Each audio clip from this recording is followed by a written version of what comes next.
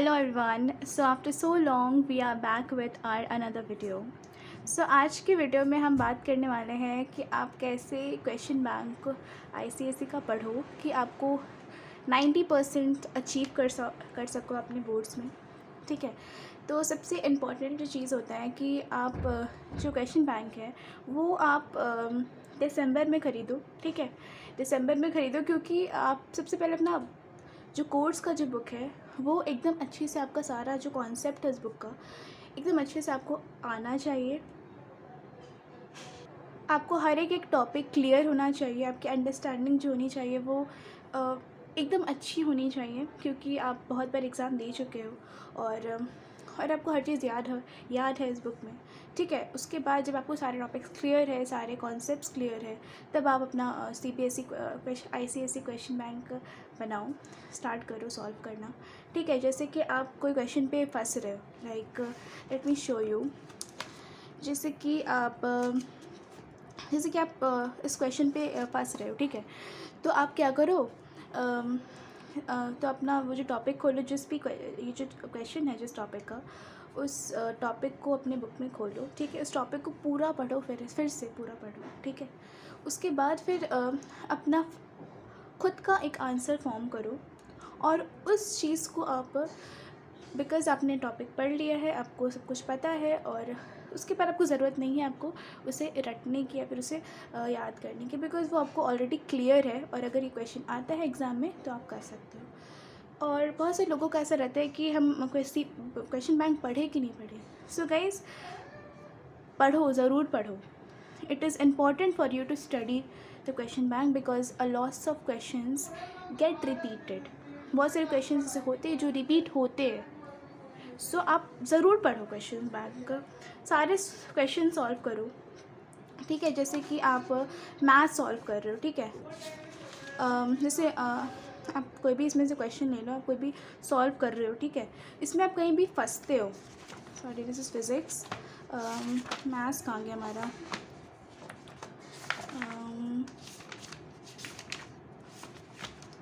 ये रहा मैथ्स। अगर आप कोई भी क्वेश्चन पे फंस रहे हो, ठीक है, तो आप जाओ फिर से अपने उस टॉपिक पे, जो चैप्टर पे, पहले उस टॉपिक पे जाओ, फिर आप उसे फिर से देखो आप कहाँ पे क्यों फंस रहे हो, कैसे फंस रहे हो।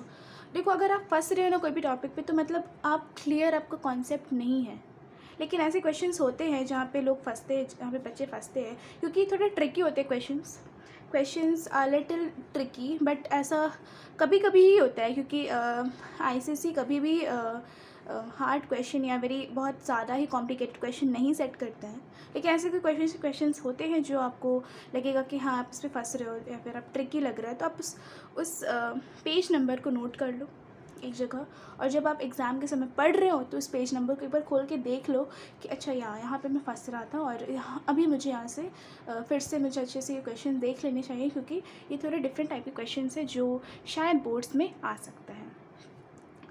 तो ये सब आपको करना चाहिए अगर आप 90% स्कोर करना चाह रहे हो।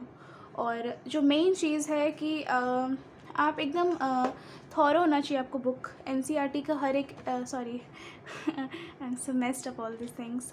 आईसीएसई का सारा जो बुक है आपका, वो सारा कॉन्सेप्ट उसका क्लियर होना चाहिए। ठीक है, तो अगर आप ये सब करते हो तो you can definitely score 90% in boards.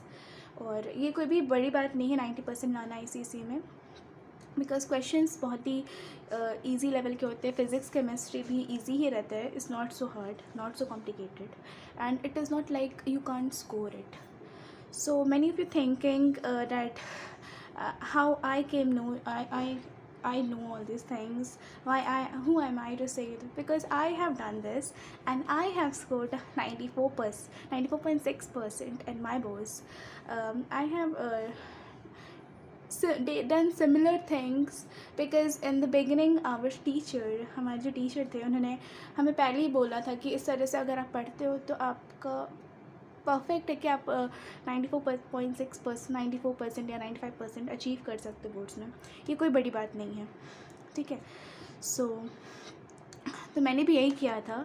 शुरुआत से मैं एकदम अच्छे से पढ़ रही थी कि लाइक ऐसा होता है, बहुत लोग होते हैं कि एग्ज़ाम के समय से पढ़ते हैं। सो गाइज़ ये चीज़ प्लीज़ बंद कर दो, बिकॉज़ अगर ये कर रहे हो तो it's impossible for you to score 90%. You can score 70%, 80% by studying one night before exam, but not 90%. It is not possible, at all not possible. ये बिल्कुल भी पॉसिबल नहीं है, राइट। तो आपको थॉरो होना चाहिए, आपको रेगुलर होना चाहिए अपनी स्टडीज़ में 90% से अबव स्कोर करने के लिए। और मुझसे बहुत सारे लोगों ने पूछा था कि इंग्लिश में जो एसेज आते हैं, जो कॉम्पोजिशन रहता है, लेटर्स रहता है, और फॉर्मल लेटर्स, नोटिस रहता है, ये सब कैसे प्रैक्टिस करें। सो बेसिकली अगर आप सोच रहे हो कि सिर्फ आप क्वेश्चन बैंक से प्रैक्टिस करना चाहते हो तो भी ठीक है। और अगर आप सोच रहे हो कि नहीं, मैं क्वेश्चन बैंक और टोटल इंग्लिश दोनों करूँगा, so that is the best. अगर आप दोनों करते हो तो आपका प्रैक्टिस ज़्यादा होगा। देखो ये जो एसे और लेटर्स है ना, ये आपको कोई सिखा नहीं सकता, ठीक है। It's just that you practice. जितना आप प्रैक्टिस करोगे उतना आप फ्लुएंट हो जाओगे इंग्लिश में, ठीक है। तो वैसे ही आप जितना प्रैक्टिस करोगे उतना आपका राइटिंग कैपेसिटी बढ़ेगा। और बहुत लोगों ने पूछा था कि पिक्चर कॉम्पोजिशन हमें अटेम्प्ट करना चाहिए कि नहीं। देखो, अगर पिक्चर कॉम्पोजिशन आपको फर्म और क्लियर है एकदम कि अच्छा यही टॉपिक पे है, तो आप करो अटेम्प्ट। और अगर आपको लग रहा है, थोड़ा भी डाउट है कि नहीं ये नहीं हो सकता, या फिर नहीं हो सकता, या फिर मतलब बहुत कॉम्प्लिकेटेड है, तो आप मत अटेम्प्ट करो उसे, राइट। अटेम्प्ट कर भी सकते हो अगर आप क्लियर हो तो।